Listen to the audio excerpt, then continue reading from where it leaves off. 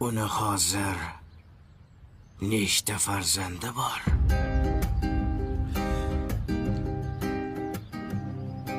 Ikkita. Yana bir savol.